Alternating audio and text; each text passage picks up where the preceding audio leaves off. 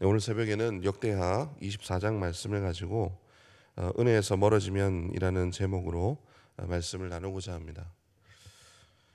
우리가 신앙생활을 하다 보면 참 이해되지 않는, 그리고 참 안타깝다라고 생각되는 그런 지점이 종종 있습니다.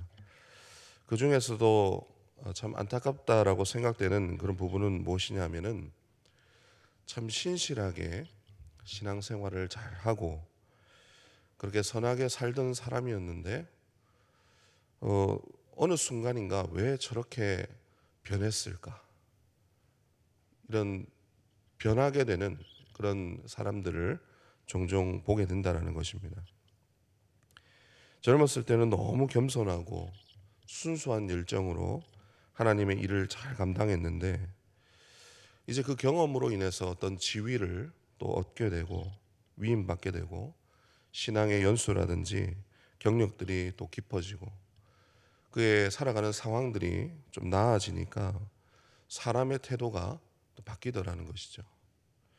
급기야는 말씀에서 벗어난 돌발적인 행동을 한다든지 이해할 수 없는 그런 고집과 그런 욕심을 부린다든지 이런 모습으로 인해서 소위 참 추한 모습으로 그렇게 살아가게 되는, 전락하게 되는 그런 일들도 우리가 보게 됩니다. 이것은 성도나 목회자나 주님을 섬기는 자리에서 모두 동일합니다. 이런 일을 우리가 보게 되면서 의아하면서도 안타까움이 든다는 것이죠. 왜 그렇게 되었을까? 참 하나님을 신실하게 잘 섬겼는데, 신앙이 좋던 사람인데 왜 저렇게 변했을까? 이런 우리의 마음에 참 고민이 되는 지점이 있다는 것이죠. 저는 오늘 이 말씀이 그런 생각을 하는 우리에게 그 모습을, 우리의 모습을 보게 하시면서 또 교훈을 하고 있는 것이 아닌가, 그런 생각이 듭니다. 오늘 말씀을 보니까 참 눈에 띄는 내용이 상반절 그리고 하반절에 있는데요. 먼저는 24장 2절 말씀입니다. 우리 함께 읽어보겠습니다. 24장 2절입니다. 시작. 제사장 여호야다가 세상에 사는 모든 날에 요아스가 여호와 보시기에 정직하게 행하였으며. 아멘. 유다의 왕인 요아스의 신앙을 언급을 하면서 독특한 것은 보통은 왕이 정직하게 행했다. 그리고 온전하게 그렇게 살았다. 이렇게 평가를 하는데 그 뒤에 전제가 붙습니다. 전제라고 할까요? 원인이 붙게 되는 것이죠. 그게 뭐냐면은 그의 신앙에 영향력을 끼치고 있는 사람의 이름을 동일하게 언급합니다. 누구죠? 제사장 여호야다.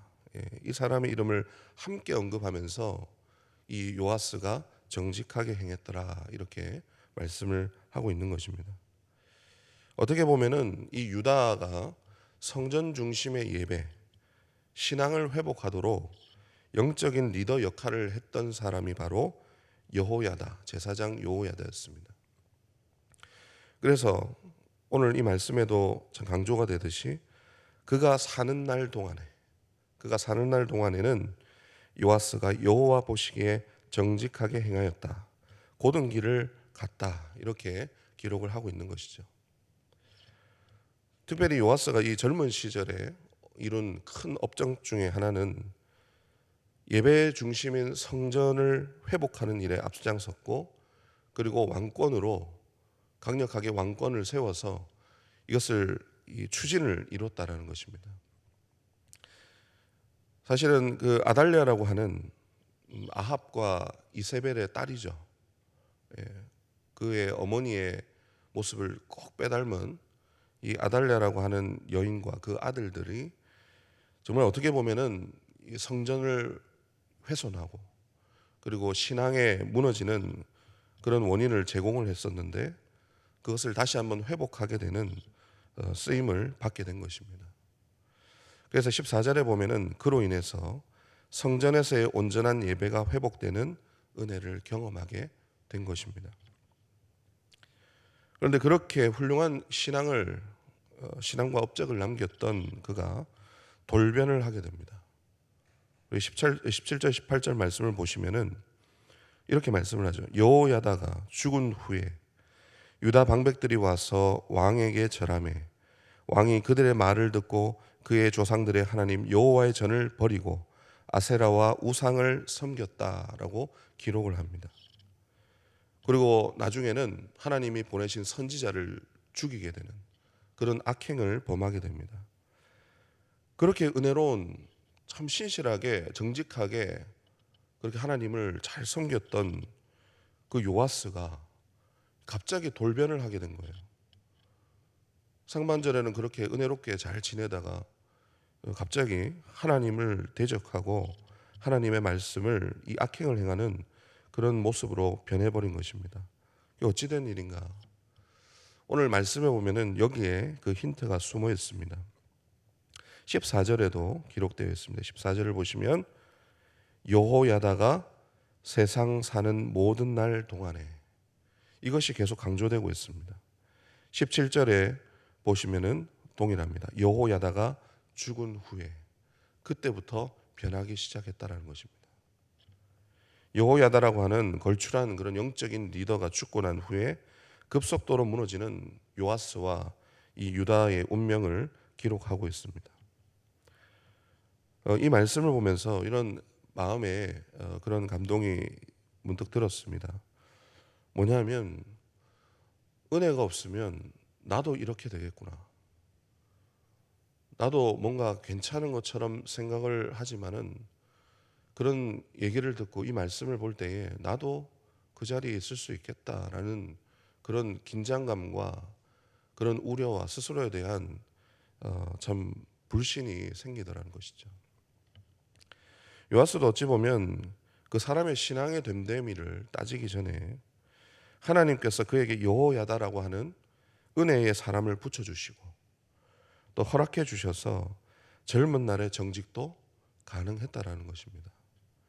결국 하나님의 은혜에 벗어나면은 죄인의 모습이 언제든지 드러날 수밖에 없는 우리의 현실을 그대로 보여주는 것이 아닌가 생각이 듭니다. 우리도 선을 행할 때가 있고 정직하게 살 때가 있습니다. 그런 우리의 모습에서 세상을 바라볼 때, 어떤 사람을 바라볼 때, 어떤 걸출한 그런 신앙에 아주 모범이 되었던 그런 사람들이 무너지는 것을 보면은 우리는 뒤에서 혀를 차면서 어쩌다가 저렇게 됐을까, 그런 남일처럼 뒷말을 하기도 하고 그렇게 안타까워하는 그런 모습도 있지 않습니까? 그런데 사실 우리가 생각을 해보면 우리가 그 자리에 서 있지 않다는 것뿐이지, 우리도 동일하게 각자의 연약함과 유혹 혹여나 그런 상황이 왔을 때 과연 나도 그런 죄악에 빠지지 않을까, 그런 않을 것이라는 장담을 하지 못한다는 것입니다. 그렇게 돌아보면 하나님이 우리가 그렇게 살아가는 것은 하나님이 그런 상황에 빠지지 않도록 사람과 환경과 그런 모든 나의 어떤 모습들을 주님께서 붙잡아 주셔서 은혜로 통제를 하시고 붙잡고 계셔서 그나마 우리가 신앙을 지키고 있다라는 것입니다.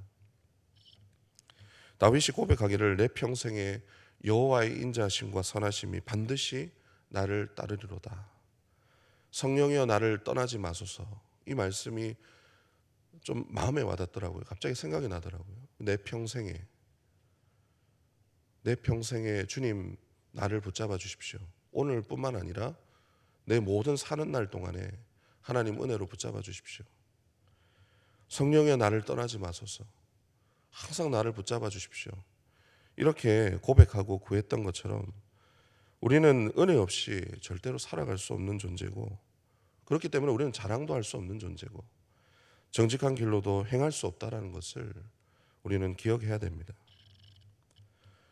여러분, 때로는 나의 선함, 나의 정직함을, 내 행위를 괜찮다라고 생각을 하실 때가 있습니까? 혹은 누군가의 무너짐을 보고 나는 안 그렇지 하는 마음에 그렇게 혀를 차고 계시지는 않습니까?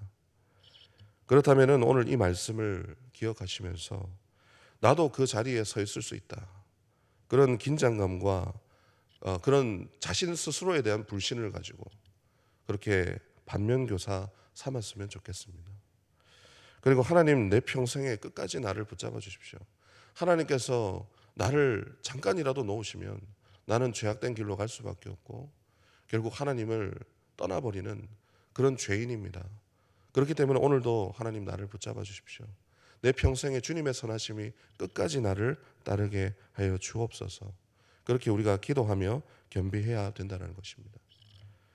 오늘 우리가 이 말씀을 기억하시면서 주님의 은혜만 바라보며 그렇게 믿음의 길을 끝까지 그렇게 걸어가는 저와 여러분 되시기를 주님의 이름으로 축원합니다. 기도하겠습니다. 하나님 아버지, 오늘도 말씀으로 우리를 인도해 주셔서 감사합니다. 우리에게 선하고 정직하게 행할 때도 있지만은 죄악된 길로 주님께 돌아서서 그렇게 걸을 때도 있습니다. 하나님의 은혜가 없이 하나님 편에 서지 않고서는 도저히 우리가 이 죄악을 이길 수 없는 그런 연약한 존재임을 다시 한번 깨닫습니다.